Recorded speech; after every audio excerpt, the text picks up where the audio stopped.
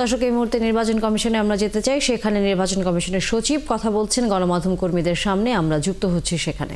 আমাদের নির্দেশনাবলী থাকবে, সেই অনুযায়ী তিনি নির্ধারিত সময়ে ভোটটা দিবেন। এখন নির্ধারিত সময়ের ব্যাপারটাও আমি এই মুহূর্তে আপনাকে নির্দিষ্ট করে বলতে পারছি না, কারণ এটার সাথে প্রতীক বরাদ্দের ব্যাপার আছে, নাম বরাদ্দের ব্যাপার আছে, এবং এটা শিডিউলের সাথে সম্পর্কিত। কাজেই এই যে এটা হচ্ছে আমাদের, এবং প্রবাসের থেকে আমরা যে ব্যালট পেপারটা পাঠাবো সেটাতে ক্যান্ডিডেটদের নাম থাকবে না, শুধু থাকবে সিম্বল, এবং সিম্বলের পাশে একটা স্পেস করে দেওয়া থাকবে। সেই স্পেসে তারা টিক চিহ্ন অথবা ক্রস চিহ্ন দিয়ে ভোটটা দিবেন। ভোট দিয়ে আপনার ব্যালট পেপারের জন্য নির্ধারিত খামটা বন্ধ করবেন। সেই খামটা অন্য আরেকটা খাম, যেটা দ্বিতীয় খামটা, সেই খামের ভিতরে ভরে ওনার নিয়ারেস্ট পোস্ট বক্স বা পোস্ট অফিসে উনি পোস্ট করে দিবেন। এটা ডাক বিভাগের মাধ্যমে আমরা নির্ধারিত কনস্টিটিউয়েন্সিতে যাবে। এখন কোন কনস্টিটিউয়েন্সি, দ্যাট ইজ রিটার্নিং অফিসারের কাছে যাবে।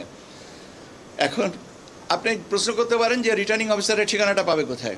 রিটার্নিং অফিসারের ঠিকানাটা আমি একটু আগে বলেছি যে এনআইডি ডেটা পুলের সাথে, ডেটার সাথে আমাদের এটা ইন্টিগ্রেট করা আছে, যে বর্তমান অ্যাড্রেসে অনুযায়ী তার ভোটার এলাকাটা নির্ধারিত, এবং ভোটার এলাকায় যে রিটার্নিং অফিসার আছে সেটা অটোমেটিক্যালি ইনকর্পোরেটেড হয়ে যাবে।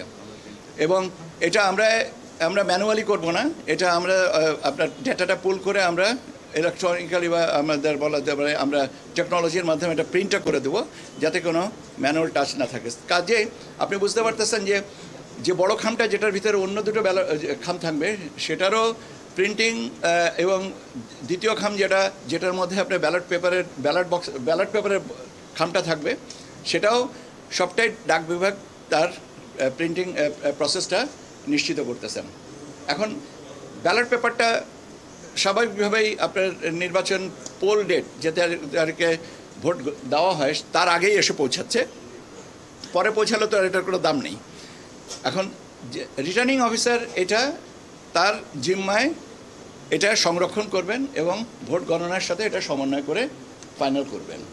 একটা বিষয় এখানে আমার স্পষ্ট করা উচিত, সেটা হচ্ছে যে প্রবাসে থেকে যিনি নিবন্ধন করবেন, তিনি যদি ভোট গ্রহণের তারিখে ঢাকায় থাকেন এবং বলেন যে আমি নিবন্ধিত, ঢাকা বলতে আমি বাংলাদেশ বোঝাচ্ছি, নিবন্ধিত, আমি নিবন্ধন করেছি কিন্তু আমি এখন দেশে আছি, আমি এখানে ভোট দেব, সেটা হবে না।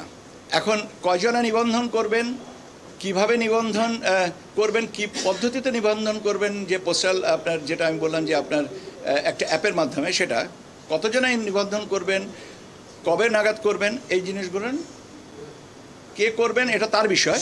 কবে নাগাদ শুরু করবেন সেটা আমরা বলে দিতে পারবো।